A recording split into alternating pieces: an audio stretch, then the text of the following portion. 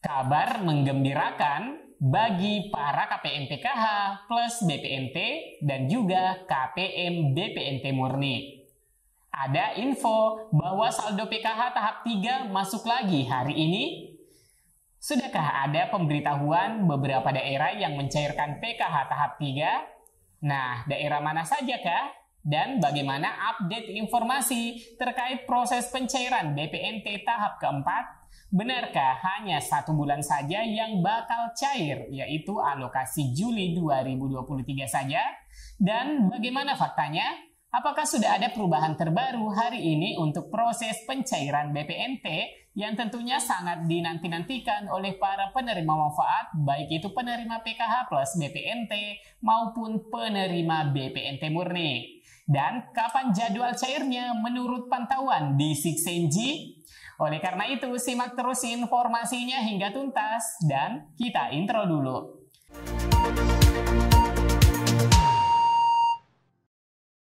Assalamualaikum warahmatullahi wabarakatuh. Semoga awal pekan di akhir bulan Juli ini selalu menyertai kebaikan yang membawa kesuksesan untuk masa depan kita semua. Amin ya rabbal alamin. Nah teman-teman, pencairan bantuan sosial sudah banyak yang memberitakan lagi. Sepertinya kejar-kejaran.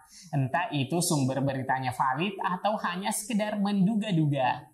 Ya, kita berharap saja bahwa apa yang diinformasikan oleh pembuat berita adalah hal yang benar disampaikan dan tidak sekedar menduga-duga. Karena banyak juga KPM yang tentunya kecewa ketika isi beritanya tidak sesuai dan jauh dari harapan. Nah, di sini saya akan mencoba melihat pantauan dari informasi di beberapa media sosial yang diberitakan oleh anggota grup, baik dari postingan dan komentar, baik yang ada di Facebook maupun di YouTube. Kami mencoba menggali komentar-komentar yang ada, karena biasanya komentar itu lebih kritis. Nah, teman-teman, di sini akan saya menginformasikan perkembangan proses pencairan berdasarkan hasil informasi di media sosial dan menyandingkannya antara data dan informasi dari Sixenji.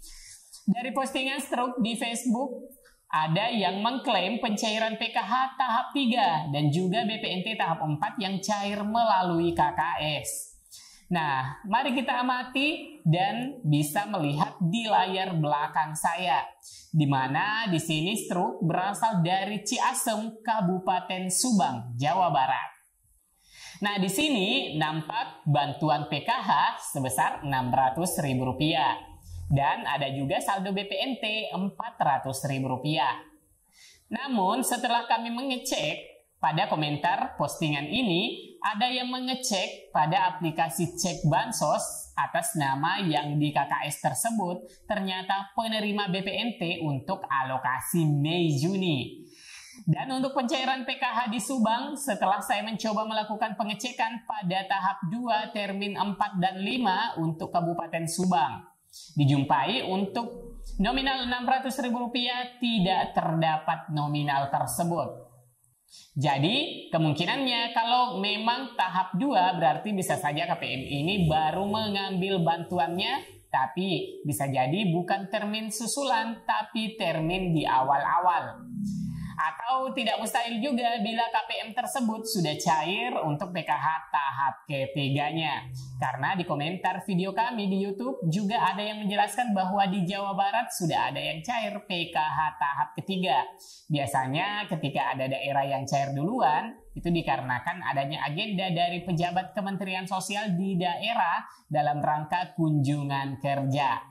Nah, untuk pencairan BPNT yang nilainya Rp400.000, perkiraannya itu memang adalah tahap bulan Mei dan Juni. Karena yang terpantau di Sixenji untuk pencairan tahap keempat itu, alokasinya hanya bulan Juli saja. Kalau kita mengamati di Sixenji saat ini dengan melihat periode salur yang muncul pada program sembako BPNT ini, maka tidak mustahil ada pencairan. Namun, ada yang harus saya jelaskan mengenai analisis yang muncul di Sixenji. Mungkin ini di luar dugaan, di mana sebelumnya jika pencairan bantuan pada KKS itu per 2 bulan untuk BPNT dan di PT Pos itu per 3 bulan. Namun, kali ini ada yang berbeda alokasi periode salur saat ini. Teman-teman bisa memperhatikan di layar belakang saya, di mana untuk BPNT yang proses pencairannya melalui Bank Himbara. Di sini saya mengambil sampel secara acak salah satu KPM, di mana untuk program sembako sudah muncul. Di sini sudah ada nomor kartu KKS yang sengaja saya blurkan untuk privasi ya teman-teman. Selanjutnya pada kolom bansos sudah nampak BPNT periode Juli 2023 Himbara. Selanjutnya nomor rekening sudah terisi atas nama si KPM. Kemudian pada keterangan Bu Rekol masih belum terisi. Keterangan status rekening juga masih kosong.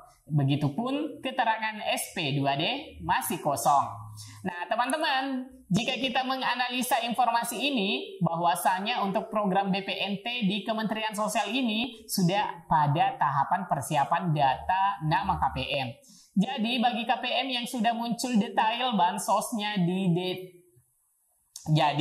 bagi KPM yang sudah muncul secara detail bansosnya di tahap ketiga, maka inilah yang akan diproses selanjutnya untuk diverifikasi rekeningnya. Nah, untuk selanjutnya informasi BPNT periode salur di sini hanya terbaca bulan Juli Himbara.